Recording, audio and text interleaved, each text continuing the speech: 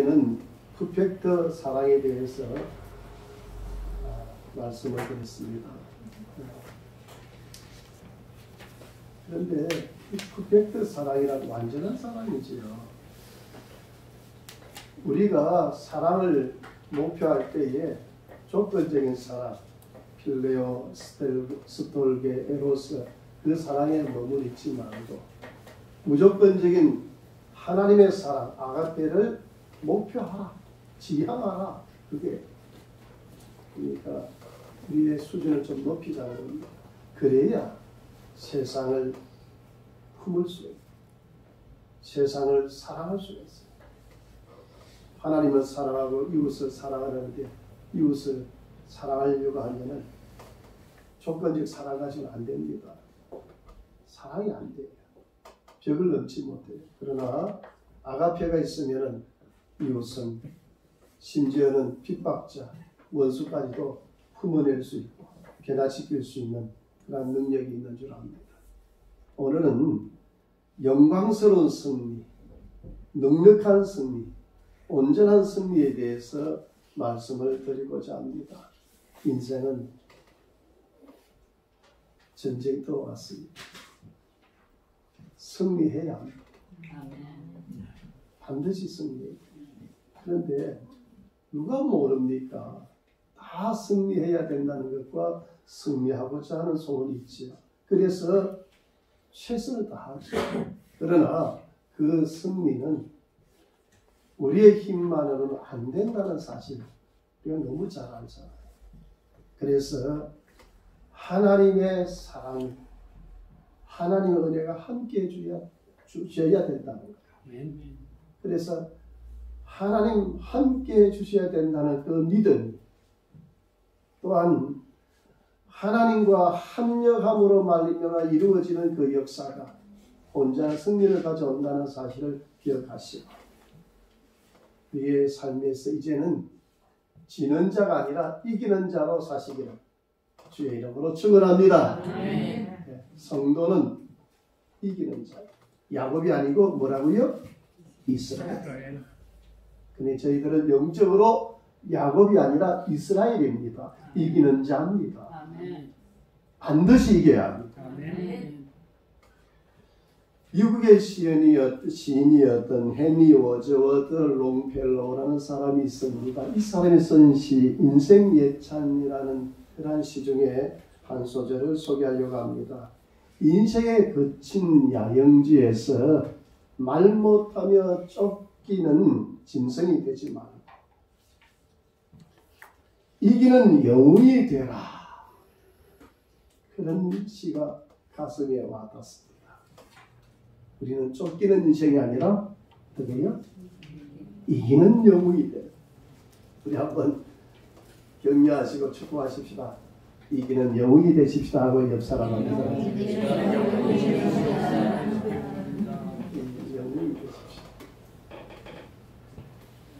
인생은 돌아보면은 생각해 보면은 인생의 삶은 전쟁이다. 그렇게 말씀을 드려도 아마 과언이 아닐 것 같습니다. 왜냐하면 이를 증명하는 것이 창세기 3장 15절입니다. 창세기 3장 15절은 원시복음이라고 하는데 여인의 후손이 뱀의 머리를 상하게 할 것이고 또 뱀의 후손이 여인의 후손의 발꿈치를 상하게 할 것이다 하는 그 말씀입니다. 그런데 이것은 예수 그리스도 십자가상에서의 역사가 바로 이거를 증명하고 있습니다. 사탄은 예수님을 십자가에 못 박음으로 승리한 줄 알았어요. 그러나 예수님은 십자가의 대속의 제물이 되셔서 우리의 죄를 속량하시고 구원하시고 그래서 승리하셨어요. 아멘. 그래서 십자가상에서 말씀하셨잖아요. 다 이루었다. 승리를 선언하는 말씀이 부활하심으로 말미암아 우리에게 영생의 소망을 주셨습니다. 그러니까 예수님 승리하셨어요. 그런데 우리가 생각해 보면은 죄와 사망이 더 이상 우리에게 왕노릇할 수가 없어요. 그러니까 우리는 늘 기도할 때 어떤 분들 보면은 어쩔 수 없이 죄를 지을 수밖에 없는 인생 그러는데 아니 그런 시각 가지면 안 돼. 우리는 죄를 지을 수밖에 없는 게 아니라 우리는 죄와 싸워 이기는 자. 그런 의식을 가져야 돼요. 그래서 물론 우리가 온전한 승리자로 사는 데 있어서는 제약이 있습니다. 두 가지 제약이 있어요. 첫 번째는 뭐냐 하면은 에덴 동산에서 아담과 하와가 행복하게 영생을 풍성한 은혜를 누리면서 영생하게 돼 있어요. 그런데 하나님께서 금하신 게 있지 않습니까? 그 풍성한 삶을 누리는데 하지 말라는 게 있었어요. 그게 뭡니까? 선악과입니다. 선악과를 따먹지 마라. 만약에 그 선악과를 따면 정령 죽으리라 말씀하셨어요. 그런 말입니다. 오늘날 우리에게도 세상을 이기고 승리자로서 살기를 원하는 우리에게 선악과가 있어요. 두 가지 선악과가 있어요. 첫 번째 선악과는 뭐냐? 자신의 그 심령 속에 내재해 있는 죄성이라는 거예요. 누구나 죄성이 있어요. 그래서 이 죄성의 이 선악과를 해결해야 돼요. 그것을 취하면 안 된다는 거예요. 그 죄성의 선악과에 대해서 로마서 1장 28절부터 32절에 소개하고 있습니다. 그것을 보면 21가지의 죄성이 적나라하게 드러나고 있어요. 제가 일일이 말씀을 잠깐 드리려고 하면 내 속에 이런 것들이 있구나 하는 것을 다시 한번 여러분들이 인식하시고 이러한 죄성이 나를 이기지 못하고 이 선악과를 더 이상 내 영혼에 내 삶에 악의 영향을 끼치지 못하도록 주의 이름으로 승리하시기를 바랍니다. 아멘. 그게 보면은 불의, 추악, 탐욕, 악의, 시기, 살인, 분쟁, 사기, 악독, 수근수근, 비방, 미워함, 능욕, 교만, 자랑, 악을 도모함, 부모 거역함, 우매, 배야, 무정, 무자비. 이게 남은 말 같습니까? 나와 상관이 없는 것 같습니까? 이게 우리 내면에 존재하고 있는 성품들, 악의 성품들, 죄성들이에요. 그러니까 우리가 믿음으로 굳게 서 있지 않으면은, 우리가 성령으로 충만하지 않으면은 이러한 죄성들이 나를 이기고 그래서 죄의 길로 자꾸만 우리를 이끌어 간다는 사실. 이러한 죄성들을 계속해서 부추겨서 죄를 짓게 하고, 죄를 짓게 되면은 우리에게 왕노릇 하려고 하는 그러한 대적이 있습니다. 누굽니까? 마귀입니다. 그러니까 우리 속에 있는 이 죄성을 부추겨서 죄를 짓게 하고 그 자신의 수완을 만들려고 하는 것이 사탄이에요. 그러니까 우리의 첫 번째 이런 선악과는 뭐냐? 우리 속에 있는 내재되어 있는 죄성. 이게 늘 우리와 싸움하는 거예요. 날마다 믿음을 지키려고 하고 하나님 뜻대로 살려고 할 때에 늘 우리 속에 방해놓고 대적하는 그러한 대적들이 다른 사람이 아니라 바로 나 자신, 내 속에 있는 죄성이에요. 그러니까 여기에서 자유로운 사람, 온전히 극복한 사람은 없어요. 우리가 주님 앞에서는 그날까지 이 죄성과 매일매일 순간순간 싸워야 할 부분들이에요.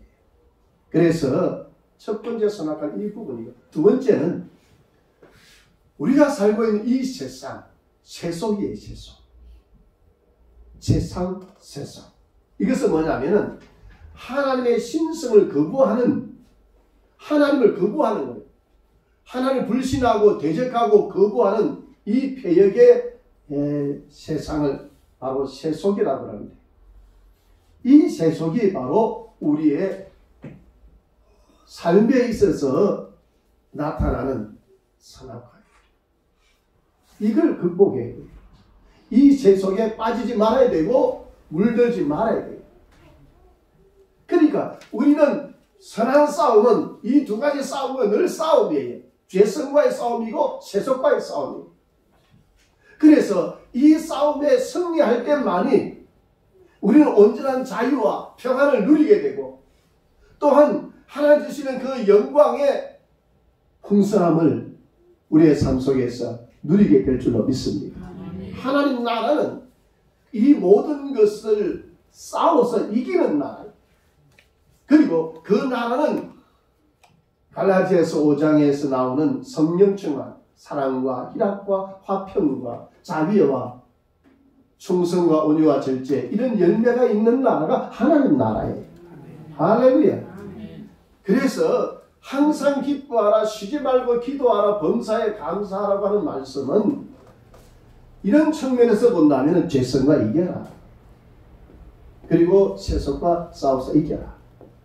그래야 기뻐할 수 있고 감사할 수 있고 하나님과 소통하는 기도 생활을 할 수 있단 말이에요. 그렇게 살라는 거예요. 그러니까 경건 생활에 우리가 항상 나는 완전하다, 나는 이만큼 됐다고 장담할 사람 하나도 없어요. 하나님의 은혜와 하나님이 시시때로 주시는 그 놀라운 사랑과 말씀으로 믿음으로 역사해 주실 때에 우리가 승리할 수가 있고 믿음을 지켜낼 수가 있는 줄로 믿습니다. 이 죄성과 그리고 세속과 우리가 싸워 이기기 위해서는 날마다 참 경건 생활에 힘써야 되겠는데 그러나 참 우리의 능력 가지고는 안 된다. 하나님께서 역사해 주셔야 넉넉한 승리, 완전한 승리를 할 수 있다는 거예요. 그런데 우리 37절 한번 읽어볼까요? 37절 한번 읽어보십시다. 여기서 넉넉한 승리에 대해서 승리의 비결에 대해서 말씀하고 있습니다. 시작. 그러나 이 모든 게 우리를 사랑하시는 이로 말미암아 우리가 넉넉히 이기느니라. 바로 이겁니다. 우리가 안다는 것뿐만 아니라 이것을 우리의 마음에 새기고 이것을 생활 속에서 적용하는 게 중요합니다. 사랑하시는 하나님이 나와 함께 해주셔야 넉넉히 이긴다. 온전한 승리를. 그래서 사도 바울은 능력 주시는 자 안에서 내가 모든 것을 할 수 있다는 것은 바로 이런 측면에서 말씀하고 있는 것 같습니다. 이런 의미와 이렇게 유사합니다. 하나님이 능력 주시고 은혜 주실 때에 우리는 넉넉히 승리할 수 있다는 겁니다. 이것은 바로 성도의 견인, 불가항력적 은혜 이렇게도 말씀을 드릴 수가 있습니다. 하나님께서는 사랑하시는 자를 결코 버리지 않으셔요. 세상 끝날까지 함께 해주시겠다 말씀해 주셨어요. 그러니까 이런 사실은 약속은 우리의 노력과 우리의 수고의 결과가 아닙니다. 하나님의 사랑이고 하나님께서 약속하신 언약이에요. 그래서 우리의 노력 여부에 상관없이 우리의 능력 여부에 상관없이 하나님께서는 천국 가는 그날까지 성도를 하나님의 자녀를 견인해 주실 줄로 믿습니다. 아멘. 차가 불법을 주차를 하다 보면은 나중에 처음에 딱지를 붙이고 나중에는 시간이 경과하면 견인했다 그러죠. 견인할 때 뭐 차가 고장이 났든지 문제가 있어도 아무 상관없어요. 견인한 차만 그 차만 문제가 없으면 어디까지 견인되어질 수 있어요. 그러니까 그 견인차 데카 차는 바로 우리 주님이신 줄로 믿습니다. 아멘. 우리 주의 성령이셔요. 우리 주의 성령께서는 천국 가는 그날까지 우리 계속 끌고 가셔요. 할렐루야. 아멘. 그 은혜 때문에 우리가 믿음을 지키고 그 은혜 때문에 우리가 주의 사명을 감당하는 줄로 믿습니다. 아멘. 그리고 불가항력적 은혜라는 거예요.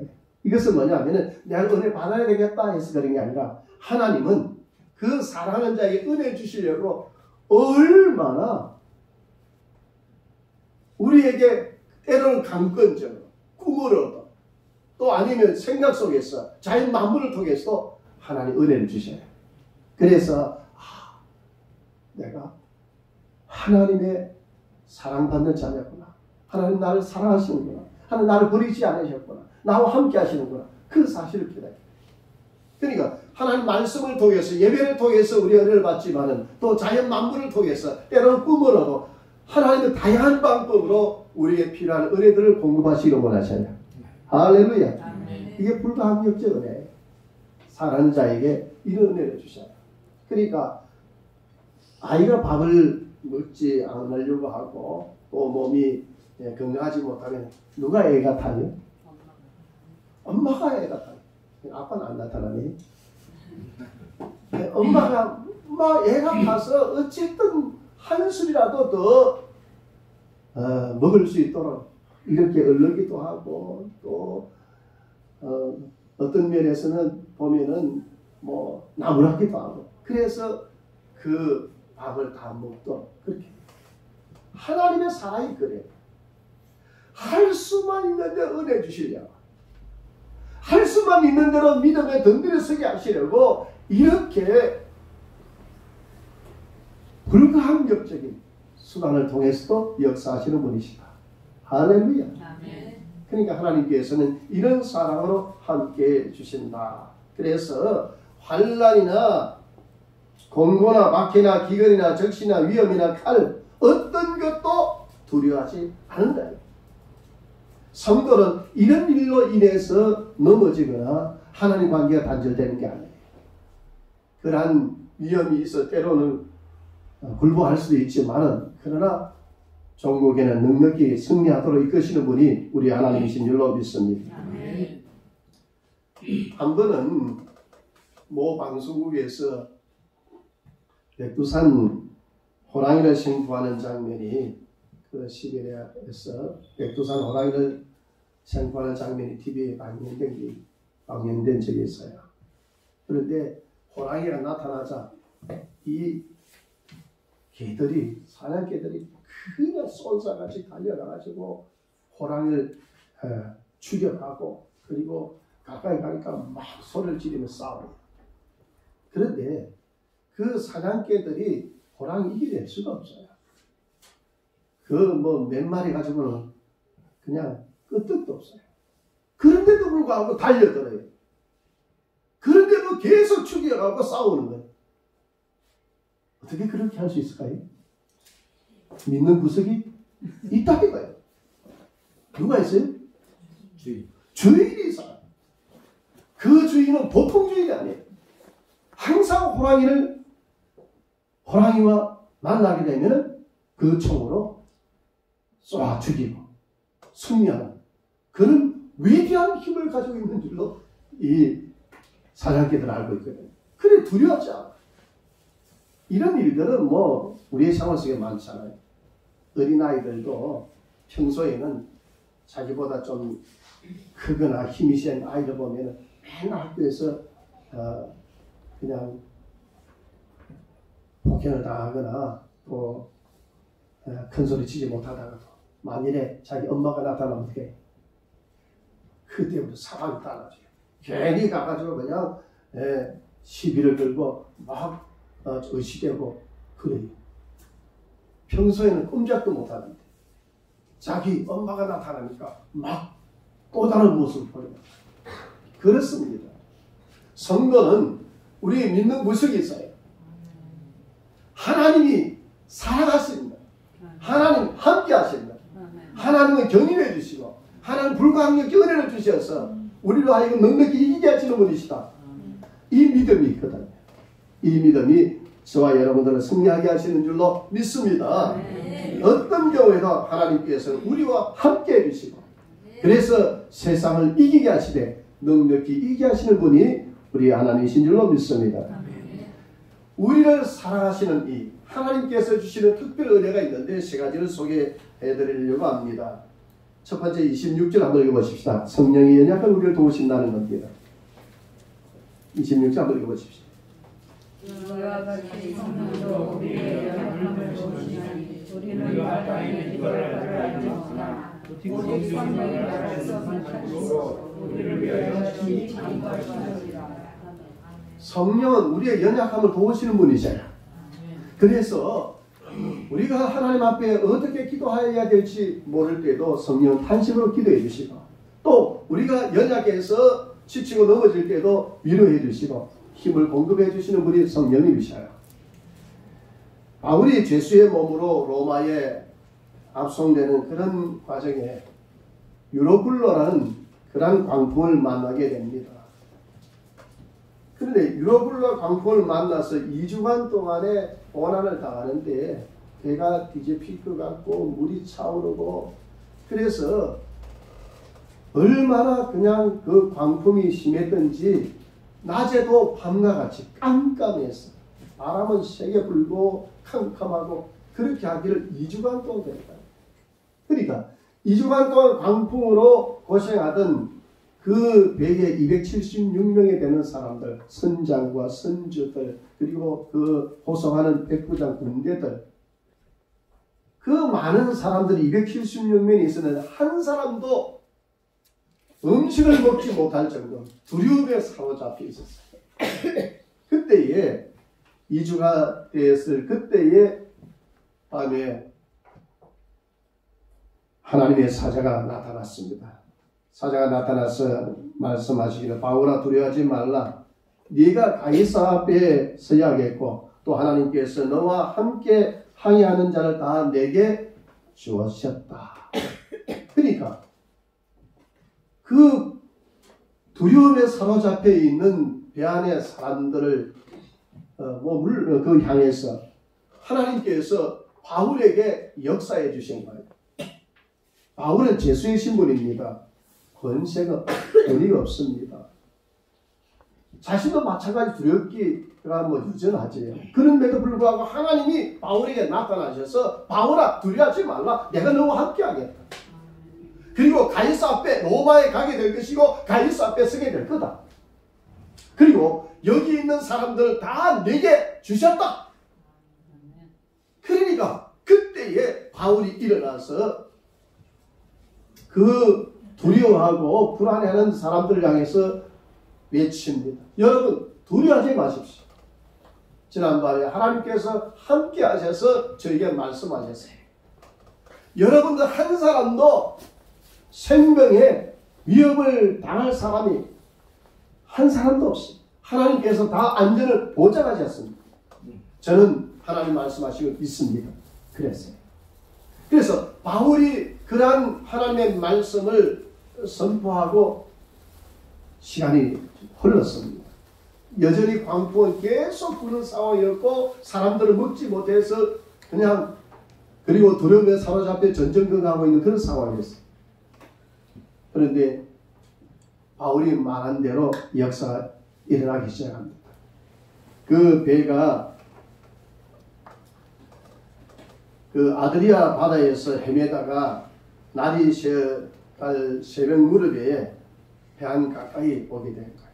해안 가까이 도착하자 그때에 사공들이 도망하려고 더 이상 희망이 없다고 생각했는데, 왜냐하면 해안 가까이 오니까 여기 배가 큰 배가 해안 가까이 그냥 떠밀려 본 거거든요. 그러다 보니까 거기에 모래톱에 의해서 배가 완전히 부서지게 된 거예요. 그러니까 사공들이 자기들이 살려고 그 닻을 내리는 척 하면서 거기에 그룹배 그 안전을 이렇게 위험한 상황 속에서 그들이 좀 구원받을 수 있는 그룹배를 그렇게 내려서 도망하려고 했어요. 그때 바울이 일어나서 외칩니다. 여러분들이 이 배에 있지 않고 만일에 여러분들이 다른 방법으로 구원을 받으려고 하면 다 멸망합니다. 그러니까 다 배에 있어야 됩니다. 바울이 외치니까 거기에 백부장이 그룹배의 줄을 완전히 끊어버렸어요. 그래서 나중에 바울을 통해서 구원받는 역사가 있는데 염려하고 두려워하는 그들 향해서 또 바울이 외치죠. 여러분 먹지 못하고 마시지 못한 지가 2주가 됩니다. 이제 여러분 이제 안심하십시오. 하나님은 제가 말씀드리지 않았습니까? 여러분들의 생명을 보호하십니다.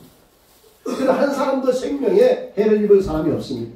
안심하시고 음식을 드십시오 해서 하나님 앞에 기도하고 떡을 나눠줬어요.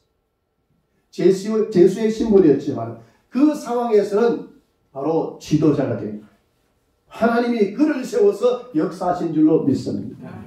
여러분, 하나님은 저와 여러분들을 사랑하시고 저와 여러분을 통해서 역사하기를 원하시는 분이십니다. 가정생활이든지 직장생활이든지 또한 사회생활에 있어서 하나님은 저와 여러분을 통해서 영광을 받으시고 하나님 나라를 확장하시기를 원하십니다. 아멘. 이런 사실 거기서 끝난 게 아니에요. 배가 이제 그들이 참 깨어지고 헤엄치고 그렇게 나와서 도착해 보니까 멜리데 섬이었어요. 멜리데 섬에서 도착해 보니까 전부 다 바다에 물에 빠져서 추위 속에서 굶주리고 추위 속에 있었어요. 그런데 멜리데 섬의 그 원주민들이 은혜를 베풀어서 모닥불을 피워줬어요. 그래 모닥불을 피워서 몸을 말리고 있는데 그 276년 되니까 뭐 장관이잖아요. 그때 이제 모닥불을 이제 불을 더 타오르게 하기 위해서 바울이 거기에 나무를 이렇게 한 줌을 쥐어가지고 이렇게 모닥불을 불에 던지는데 거기에 숨어있던 독사가 바울을 물어버렸어요.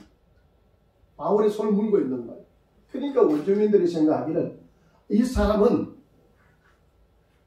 바다에서는 어떻게 구원을 받았는지 모르지만은 하나님의 공의가 이 사람을 심판한다. 이 사람은 진짜 죄인이다. 이 사람은 강도다. 그렇지 않으면 이런 결과가 나타나지 않게 될 것이다. 그렇게 얘기했어요. 그러니까 바울이 뱀을 이렇게 불에 던져버리고 시간이 경과해도 붙거나 아무런 이상이 나타나지 않아요.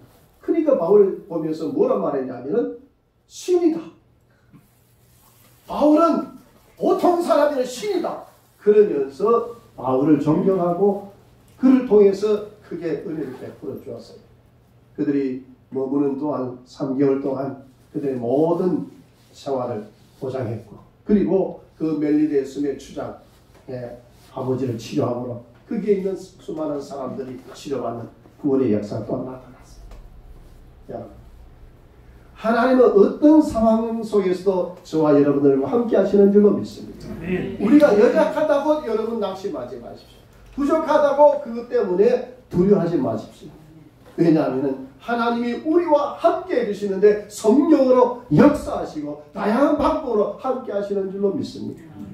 그래서 우리는 바울같이 담대한 고백을 할 수 있어야 합니다. 능력 주시는 자 안에서 내가 모든 것을 할 수 있다. 이런 상황 속에서 하나님은 나와 함께 하십니다. 나와 함께 하시는 그 하나님이 역사하면은 어떤 장애물과 어떤 고난 속에서도 능히 극복할 수 있도록 역사하십니다. 이 믿음이 바울의 확신이 있었어요. 성령이 역사하면은 성령이 우리를 도우시기 때문에 결코 문제가 없습니다. 넉넉히 승리하게 되는 줄로 믿습니다. 두 번째는 합력하여 선을 이룬다는 거예요. 합력하여 선을 28절 한번 읽어보십시오. 시작.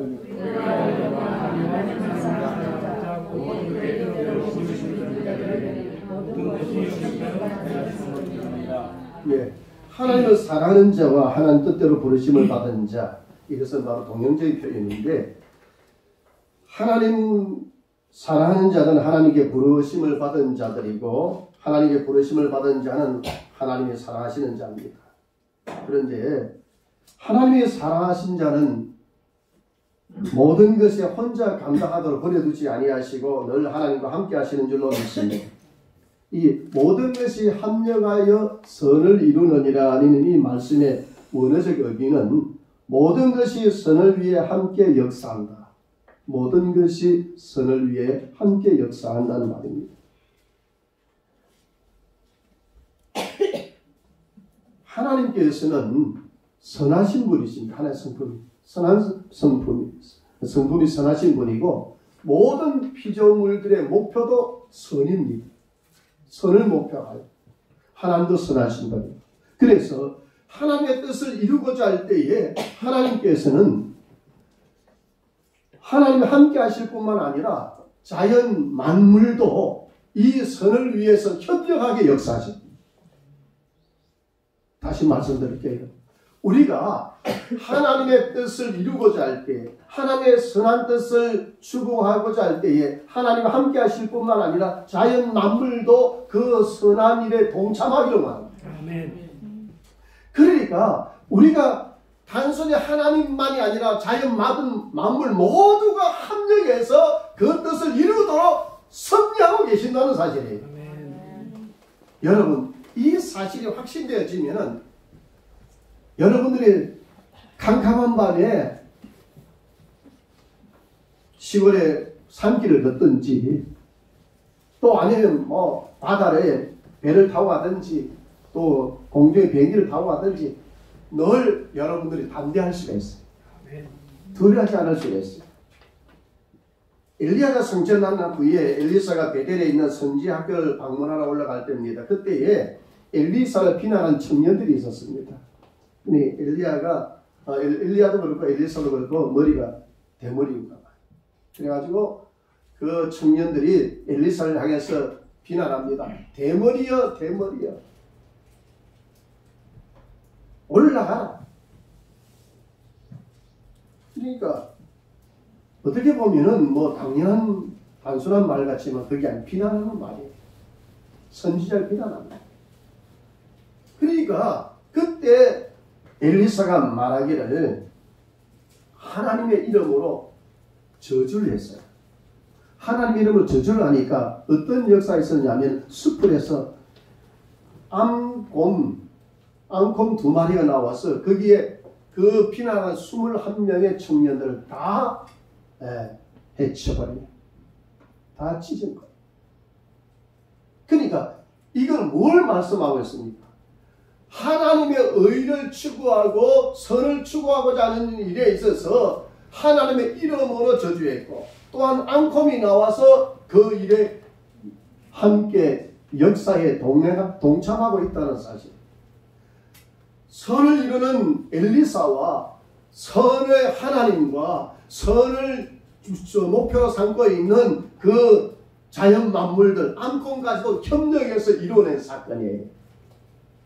그러니까 저와 여러분들이 이 사실을 우리가 하나님 중심으로 말씀으로 하나님 뜻대로 살고자 하는 그러한 신앙의 바른 자세를 가지고 생활하게 된다면 모든 것이 합력한 선을 이루도록 역사하신다. 아메어서 마표보다도 이 믿음의 마표를 가지시길 바랍니다. 하나님과 함께 하신다는 마표를 가지세요. 그리고 외치십시오. 그리고 그 부분에 대해서 고백하십시오. 스스로 거기에 위축당하지 말고 하나님이 함께 하시고 자연 만물도 함께 하고 있다. 나의 편이다. 전에 언제가 제가 말씀드렸잖아요. 정말 공포가 얼마나 무섭다는 걸 얘기했잖아요. 산길 올라갔을 때 얼마나 공포에 한번 사로잡히니까 밤새도록 그대로 서 있어야 했어요. 눈 하나 꼼짝할 수 없어요. 깜빡할 수 없어요. 너무 공포가 심하고. 거기다 머리만 저 산 그 골짜기 끝에서부터 머리들이 그냥 좀 속된 표현 같아 죄송하지만 그 스님들의 몸만 이렇게 막 날라오는 거예요. 그냥 사방에 모기만 날라오는 거예요. 공포는 말할 수 없는 공포에 그까지 다 다가오니까 못 견디는 거예요. 그냥 숨도 쉬면 죽을 것 같아요. 그때에 그 공포에서 벗어난 게 뭐냐면 제 마음속에 이런 하나님 일문일답하게 하시다. 밤은 누가 만드냐? 하나님 만드시죠. 귀신은 누가 하나님 만드시죠. 그리고 생명은 누가 주관? 하나님. 네가 하나님이 너와 함께 하시고 귀신도 밤도 모든 게 하나님 만드신데 네가 뭘 두려워하냐? 하나님 너와 함께 했는데 뭘 두려워하냐? 그런 그 사실이 깨달아지는 순간에 공포가 확 사라져버려요. 여러분, 하나님 우리와 합력하시면은 할 수 있습니다. 내가 부족해도 하나님은 그것을 감당할 수 있도록 하나님의 능력이 함께 하실 뿐만 아니라 자연 만물도 그 일에 우리의 동력자 되어주는 줄로 믿습니다. 그래서 하나님 사랑하시는 자는 합력하여 선을 이루게 되었습니다. 마지막으로요, 그 어떤 사람도 고발하거나 정죄하지 못하도록 하나님께서 그리스도와의 관계에서 단절되지 않도록 역사해 주신다는 사실. 누가 우리를 그리스도의 사랑에서 끊으리요? 35절에 말씀하고 있는데 39절에는 우리를 우리 주 그리스도 예수 안에 있는 하나님의 사랑에서 끊을 수 없으리라 말씀하고 있습니다. 37절에는 우리가 넉넉히 이기느니라. 그러니까 우리 주님이 사랑으로 함께 해주시는데 그 어떤 것이 우리와 주님과의 관계에서 끊을 수 있느냐? 넉넉히 이기게 된다 하는 말씀이에요. 끝으로 한 은혜를 받고 고난을 극복하는 성숙한 그리스도 공동체를 소개하고 마치려고 합니다. 어느 목사님이 한 신학교에서 신학생들에게 질문을 했습니다. 순교자가 될 수 있는 분들은 한번 손을 들어 보십시오. 그러니까 학생들이 전부가 다 하는 말이 요즘 세상에 신앙을 위해서 목숨을 내놓을 사람 누가 있습니까? 그저 그런 말을 하면서 웃기만 했다. 다른 사람들이 아니고 신학생들이 했다. 참 목사님이 참 기가 차지 않았어.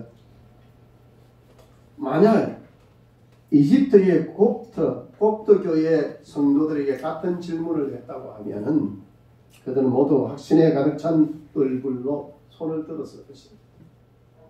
곱트 교회 일반 성도들에게 이 질문을 했다고 하면 그들은 다 손을 들고 순교하겠습니다. 이렇게 대답했을 거라는 겁니다.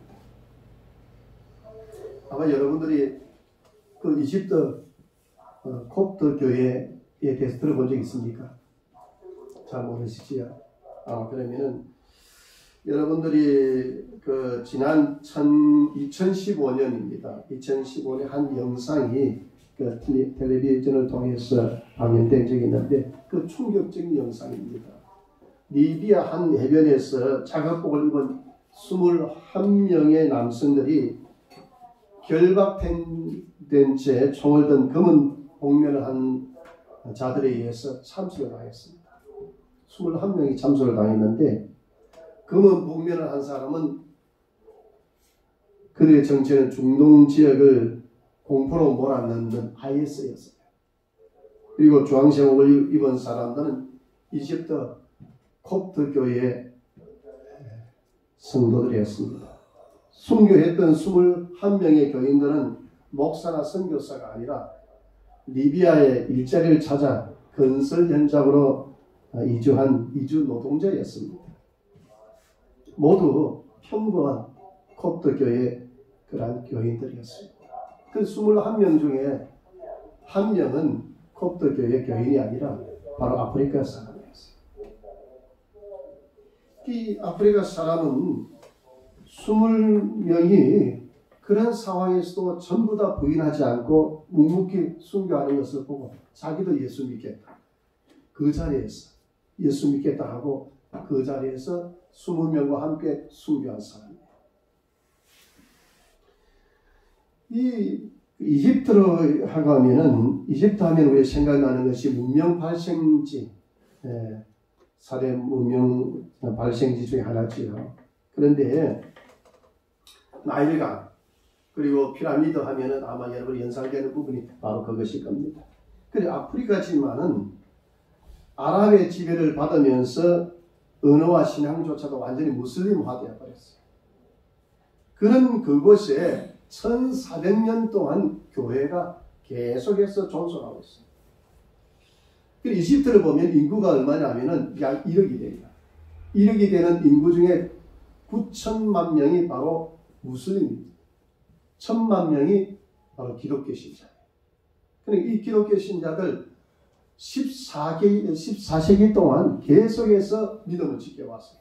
로마가 쳐들어왔을 때에 그들은 끝까지 그 믿음을 지켰어요. 군인들이 로마의 그 신과 황제를 숭배하지 않으면 다 죽이겠다. 그러니까 그때도 신앙을 버리지 않고 끝까지 신앙을 고수하다가 순교했어요. 그리고 7세기 무렵 무슬림이 이집트를 점령하는